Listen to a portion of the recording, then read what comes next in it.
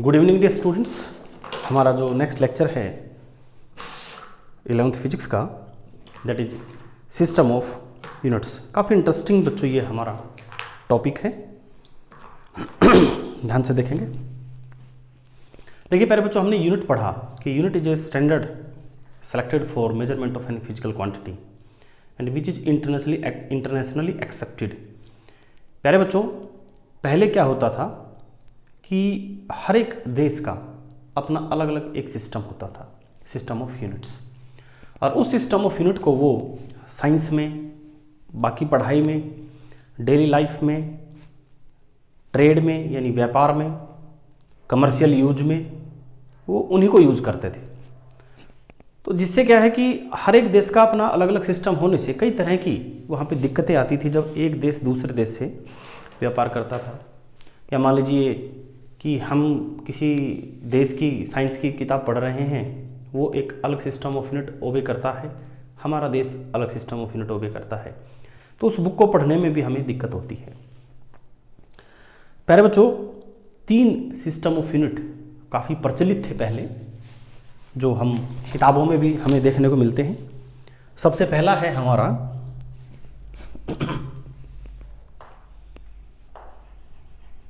Gaussian system, Gaussian system of unit, जिसको आप CGS system of unit भी कहते हैं, सीजीएस सिस्टम। ये सिस्टम प्यारे बच्चों फ्रांस से चला, और जो मैकेनिक्स की हमारी 3 फंडामेंटल क्वांटिटीज होती हैं, मास, लेंथ एंड टाइम, उसकी जो 3 यूनिट हैं उनके नाम से ये सिस्टम का नाम पड़ा।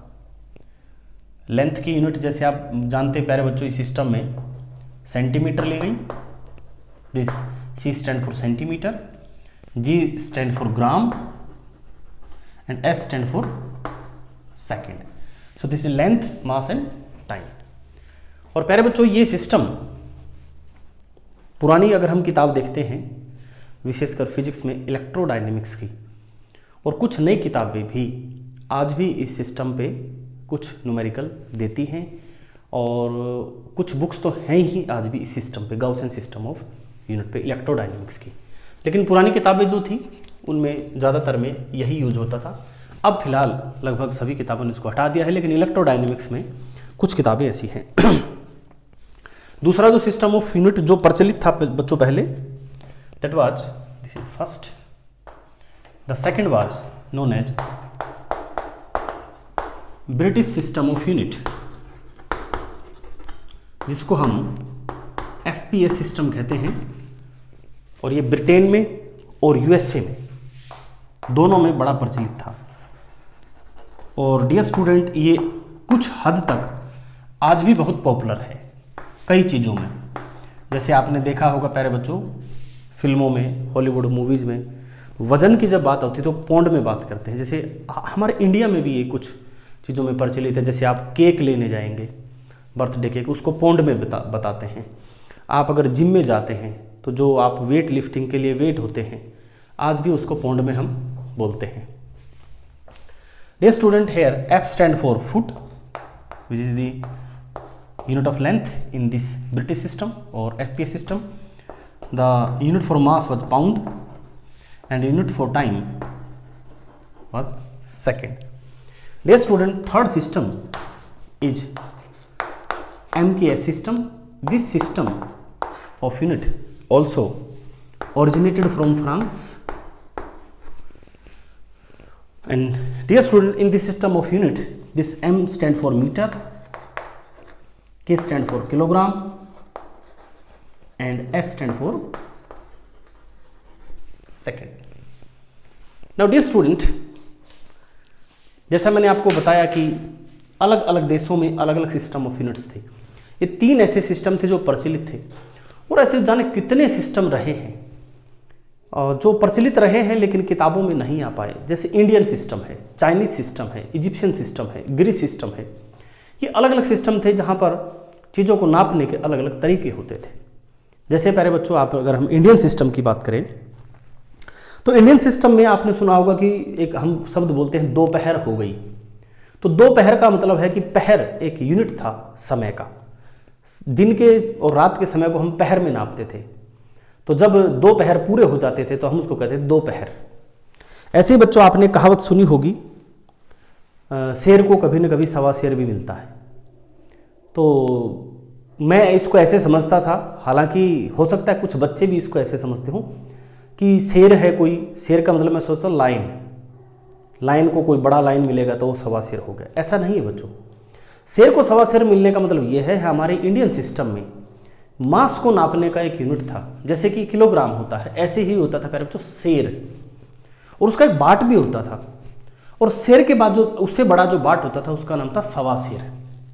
तो ये कहावत वहाँ से शुरू हुई है कि शेर को सवा शेर मिलता है, यानी शेर का जो बाट है उससे एक बड़ा बाट भी होता है जिसको हम कहते हैं सवा शेर। ऐसे ही 5 शेर की बच्चों पंसेरी बोलते थे, ये मैंने खुद देखी है हमारे गांव में। ज़्यादा पुराना टाइम नहीं, बस आज से लगभग 30 साल पहले तक भी सिस्टम प्रचलन में था। शेर, सवा शेर, पंसेरी, इनके बाट भी होते थे। और पुराने घरों में अगर आप पूछेंगे या आप मान लीजिए अपने दादाजी से पूछ लीजिए या पड़ोस में कोई बुजुर्ग हो तो उनसे पूछ लेना कि भाई पंसेरी क्या होती थी, शेर क्या होता था, सवा शेर क्या होता था, तो वो आपको और अच्छे से एक्सप्लेन कर पाएगा। तो ये हमारा इंडियन सिस्टम ऑफ यूनिट था, but that was not so popular in text books. तो डियर स्टूडेंट, मैंने कहा कि अलग अलग सिस्टम ऑफ यूनिट होने के कारण there was a lot of confusion while trading, क्योंकि हमारे कोई भी इंस्ट्रूमेंट्स होते हैं वो भी सिस्टम ऑफ यूनिट पे काम करते हैं। जैसे कि आप सोच लीजिए हमारा मोबाइल चार्जर है। अब मोबाइल चार्जर काम करेगा इंडिया में, इंडिया के हिसाब से, क्योंकि इंडिया में जो इलेक्ट्रिसिटी आ रही है उसका फ्रीक्वेंसी 50 हर्ट्ज है, 220 वोल्ट उसका RMS वैल्यू होता है। अब लेकिन आप अमेरिका में चले जाएंगे तो यही चार्जर काम नहीं करेगा, आपको दूसरा चार्जर लेना पड़ेगा, क्योंकि वहाँ पर जो RMS वैल्यू होता है अल्टरनेटिंग करंट का वो 110 होता है। सो दिस स्टूडेंट, बात यही है कि जिस हिसाब से यूनिट होगी उसी हिसाब से इंस्ट्रूमेंट्स होंगे और उसी हिसाब से उनका मूल्य तय होगा। तो ट्रेडिंग में भी प्रॉब्लम आती थी, साइंस में भी प्रॉब्लम आती थी, और एक बहुत बड़ी प्रॉब्लम आई थी और उसको ज़्यादा समय नहीं हुआ बच्चों। ये सितंबर 1999 की बात है, 1999 सितंबर की बात है। अमेरिका में नासा ने एक स्पेस दरवाजे क्राफ्ट नेम, उसका नाम था प्यारे बच्चों मार्स क्लाइमेट ऑर्बिटर स्पेसक्राफ्ट को लॉन्च किया, और वो लॉन्च करने के बाद वो गायब हो गया, यानी वो उसका जो काम था वो पूरा नहीं कर पाया। उसका कारण क्या था? उसका कारण ये था कि जो मैन्युफैक्चरिंग यूनिट थी उन्होंने जो स्पेसिफिकेशंस दिए थे, जो डेटा दिए थे, जो कैरेक्टरिस्टिक दी थी उस स्पेसक्राफ्ट की, वो दे दी ब्रिटिश सिस्टम में फुट पाउंड सेकंड में, और नासा ने अंदाज़ा लगा लिया उसको SI सिस्टम में, जिसको हम बताने वाले हैं। अब आप सोचिएगा कि जब पाउंड को आप किलोग्राम कंसीडर करेंगे तो क्या होगा, ठीक है। तो जिस कारण से क्या हुआ, मिसमैच हुआ, क्योंकि आपने आइडिया गलत लगा लिया, जिस कारण से वो पूरा का पूरा स्पेसक्राफ्ट जो है वो खराब हो गया। यानी यूनिट कितना इंपॉर्टेंट चीज़ है ये आप इस एग्जाम्पल से समझ सकते हैं। तो डियर स्टूडेंट, पहले भी ऐसी बहुत सी बातें हुई जिसमें यूनिट को लेकर के कई कन्फ्यूजन रहे होंगे। तो फिर 1971 में general conference on weights and measure, जिसमें अलग अलग देशों के प्रतिनिधि गए, डेलीगेट्स गए, और उन्होंने डिसाइड किया कि पूरी दुनिया का क्यों ना एक सिस्टम ऑफ यूनिट बनाया जाए जिसमें सभी देश उसको मानेंगे। और उस सिस्टम ऑफ यूनिट का उन्होंने नाम दिया, एक फ्रेंच नेम है डियर स्टूडेंट, वहाँ लिख देता हूँ मैं, ये फ्रेंच नेम है, सिस्टम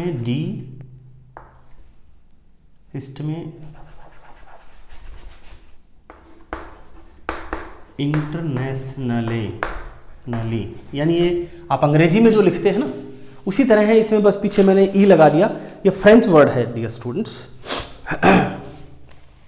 डी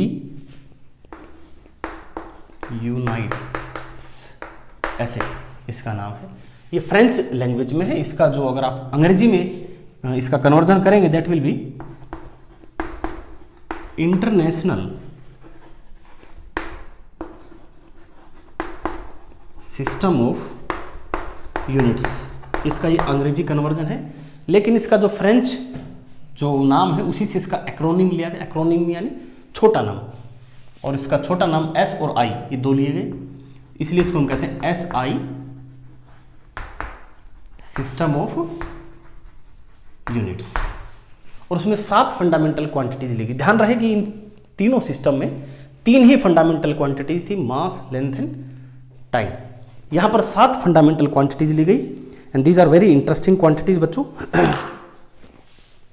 सबसे पहली 3 तो वही रख ली इन्होंने, मास, फंडामेंटल क्वांटिटी मास, इसकी यूनिट ली गई बच्चों SI यूनिट ली किलोग्राम।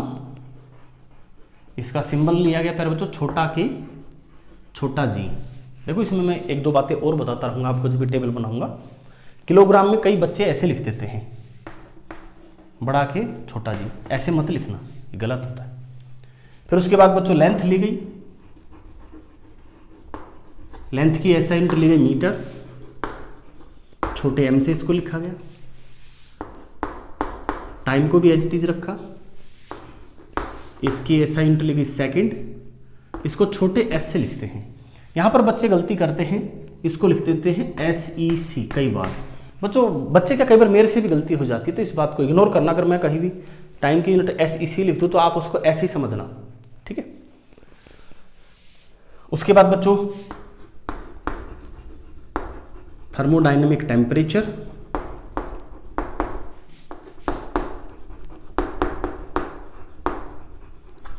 इसकी SI यूनिट लिखी पहले बच्चों केल्विन, कैपिटल K से इसको लिखेंगे हम।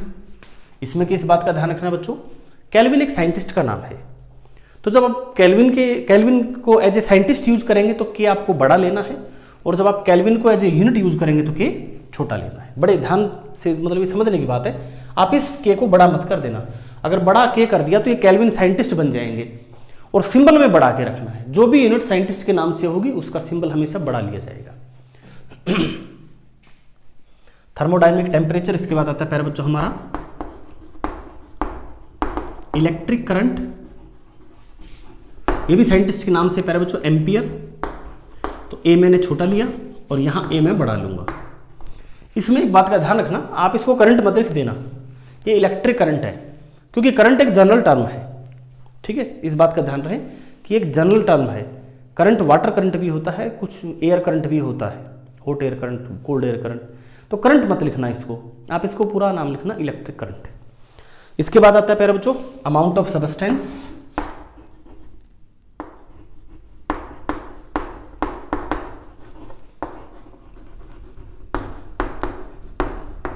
इसकी SI यूनिट होती है प्यारे बच्चों मोल, और इसको हम लिखते हैं MOL, M छोटा।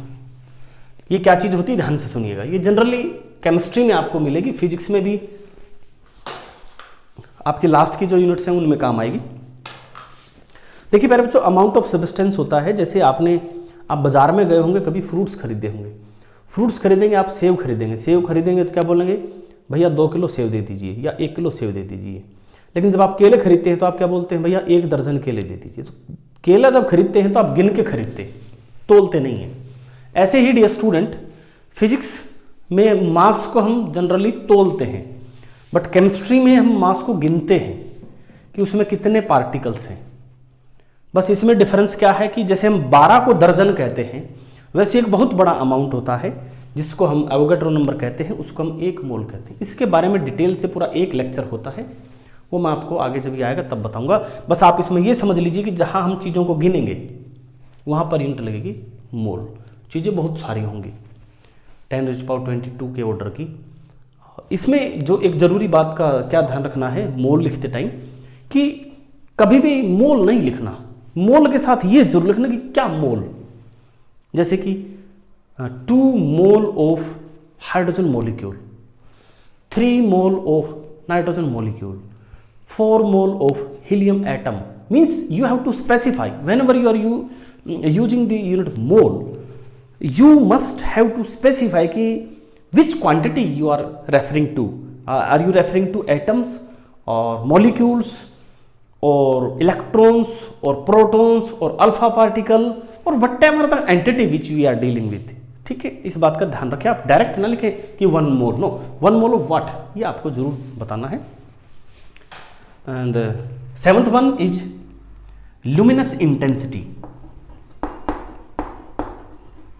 ल्यूमिनस इंटेंसिटी, अब ये यूनिट बेचारी ऐसी है कि इसकी बेचारे की पूछ नहीं होती, पूरा आप +1 +2 पढ़ जाएंगे, बस ये आज ही आई और आज ही खत्म, बाकी आएगी ही नहीं। जब हम पढ़ते थे तब हमारे सिलेबस में होता था कि what is the luminous intensity, तो ज़्यादातर ये अब एक प्रकार से ऑब्सोलीट हो चुकी है, आती नहीं है किसी भी सिलेबस में, लेकिन फिर भी हम समझा देते हैं कि what do we mean by actually what do we mean by luminous intensity.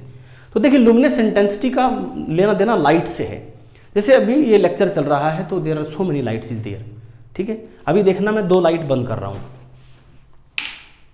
अभी यहाँ पर हम कहेंगे कि ल्यूमिनस इंटेंसिटी अब कम हो गई है इस कमरे में लाइट की, अब ल्यूमिनस इंटेंसिटी बढ़ गई है, यानी रफ आइडिया में बोले तो या क्रूड वे में बोले तो चमक, जितनी ज़्यादा चमक उतना ज़्यादा ल्यूमिनस इंटेंसिटी। जैसे बच्चों मोटरसाइकिल की हेडलाइट है, उसकी अपनी ल्यूमिनस इंटेंसिटी है, ट्रक की हेडलाइट है, उसकी ज़्यादा ल्यूमिनस इंटेंसिटी है। ओके, इसकी यूनिट होती है पहले बच्चों कैंडेला, और कैंडेला इसको हम CD से लिखते हैं। अब कहेंगे कि ये 7 होती हैं, 1 2 3 4 5 6 7, यस ये 7 होती हैं प्यारे बच्चों। फिर मैंने ये 2 लाइन और क्यों खींच रखी है भाई, तो देखिए प्यारे बच्चों SI सिस्टम में 7 तो हमारी बेसिक यूनिट है, 7 फंडामेंटल यूनिट है, और हमारी 2 सप्लीमेंट्री यूनिट्स यहां पर हैं। These are our supplementary units. पहले तो सप्लीमेंट्री का मतलब समझिएगा आप क्या होता है, ठीक है। देखिए प्यारे बच्चों, आपने ये जो वर्ड है सप्लीमेंट्री, आपने आपकी इंग्लिश की जो बुक है उसमें भी पढ़ा होगा। उसमें क्या देखा होगा आपने, एक तो होता है इंग्लिश रीडर, एक होता है सप्लीमेंट्री इंग्लिश रीडर, यानी कि एक तो आपका मेन कोर्स है, एक और कोर्स के साथ एक किताब और लगा दी, दैट इज सप्लीमेंट्री। सप्लीमेंट्री का मतलब समझिएगा क्या है। जैसे प्यारे बच्चों मैं अब आपको पढ़ा रहा हूं, ठीक है, तो मेरी ड्रेस को देखिएगा, ठीक है। अब कहेंगे सर ड्रेस तो ठीक है, अभी देखिएगा अगर मैं ये यहां नहीं रखता, there was no any problem, मैं आपको पढ़ा सकता था। अभी ये देखिएगा, there was no any problem, मैं पढ़ा सकता था, बट इससे आगे मैं नहीं जा सकता। So this shirt is basic, ये तो जरूर है भाई, इसके बिना तो बात बनेगी नहीं। हाँ, पढ़ाते समय आपको लेक्चर डिलीवर करते समय इसके बिना काम चल सकता है।